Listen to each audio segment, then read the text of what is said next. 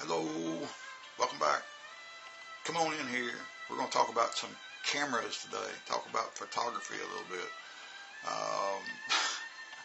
It's good to have you. If you're watching this video, thank you so much. Okay, if you like it, subscribe. And I'm not a very good video guy. I'm learning. My video curve is still it's pretty low, but we're gradually getting up there. But my photography curve is pretty good. Lots of people know that I shoot only crop sensor cameras. And why don't I shoot full frame? It's a good story, but if you listen to what I'm going to say, it'll make some sense for me why I shoot the crop sensor cameras. For one, it just fits my style. I am an all-purpose photographer, but professionally, it's portraits and models and whatnot. I have never needed a full-frame camera for anything. When I think of full-frame cameras, and let me say this first. Full-frame does not mean professional. It just means full-frame. Lots and lots and lots of professional photographers use DX cameras, the crop sensor, wildlife photographers obviously make a killing, and they're using, they're not making a killing, but they're doing good, they're okay, and they're shooting crop sensor cameras. When I think of a full frame camera, I think of, you can shoot the widest of wide, so if you're a landscape photographer and you like those big vista wide shots, yeah, I give it to you. The full frame is a little better for that by about 30%. Well, the sensor, a full frame sensor is 30% bigger than the DX sensor, and obviously you know that the DX cameras, the crop sensor cameras, have a crop factor. Nikon is 1.5, Canon is 1.6. So for me, if I'm shooting nature, if I'm shooting birds or animals, whatnot, even the landscape, for me, I like that crop factor. It gives me a little added edge, especially with wildlife. But if you shoot wide angle, if you're a wide angle landscape photographer, yeah, the full frame's great. Go for it. Also, I never shoot in extreme low light. I'm not a big indoor club shooter or something where I need that extra bounce of low light capability. Full frame cameras are better in extreme low light. They are. It is what it is. And if you shoot in extreme low light, I'm talking about way lower than the norm, because other than that, the crop sensor camera competes just fine with the full frame. It's when you get into really adverse conditions will the full frame camera shine. Okay? So again, I do not shoot in those conditions, so I've never needed a full frame camera for that. A lot of people, if I shoot JPEG fine large in my cameras, I never shoot raw. And a lot of people talk about print size and all this kind of stuff. Well, I don't know what the biggest print size is in a full frame camera, but I can tell you with my DX cameras and my experience with Fine Art America, I know that most of my photos can be printed up to 40 inches by about 26 inches. 40 inches is big. That is a big living room picture. I've never needed to make anything bigger than that. If you're harping about your prints, well, how often do you really print? And what size are you printing?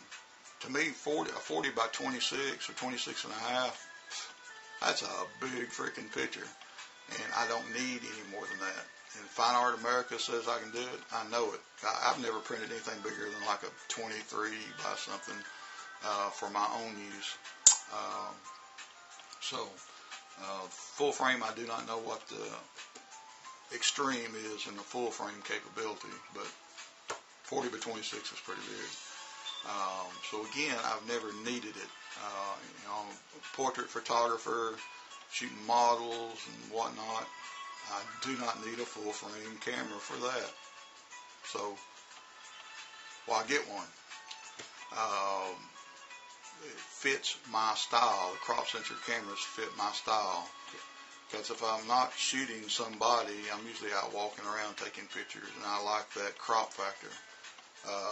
Now, one thing, and it's not that I don't want or I will never have a full frame camera, and I think I'll be getting a full frame sooner than later. I don't know, maybe in the next year or so, because I shoot a D71 and a D7200 professionally, and 7200's been around since 2015. So there's technology is not the ability to take still pictures, my portraits and stuff, but there is some changes in technology, faster processing and better ISO performance, and autofocus, is getting better and better every day. And also, I think, and we'll see soon, Nikon's got to come out with a replacement for like the D500. And they need to come up with something better than the D7500. Because I'm a pro guy, I'm shooting portraits and stuff, I like the 2 card slots. I like being able to have 2 cards in my camera, because a card can fail. The first card I ever had fail was because I let a battery run out. Unknowingly, I let a battery run out, and it ruined a card. But it wasn't on one of these cameras. It was on a smaller camera that I just walked around with all the time, D3300. But because of that, I know that they can fail, and I've had it happen before. So I like 2 card slots.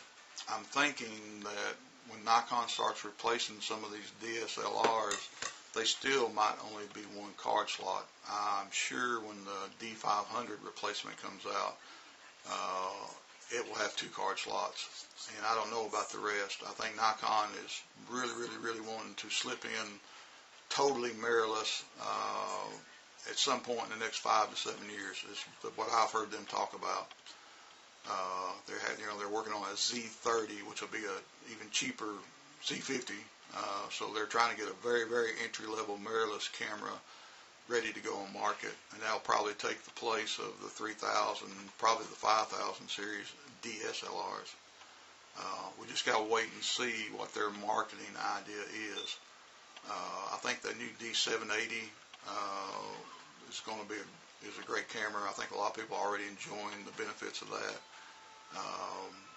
But I think Nikon is going to eliminate the ability to have dual card slots, except for maybe 1 camera in the DX format.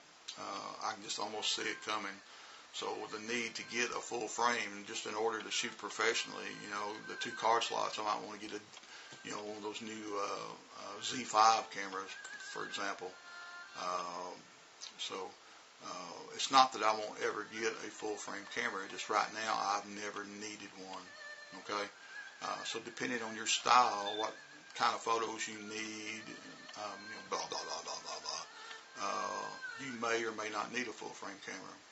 If you're a wildlife shooter, you definitely really don't have to have one. That crop factor can help you out a lot. Depending on if you need really, really high megapixels. If you're a landscape shooter and you need those massive megapixels and stuff, there you go.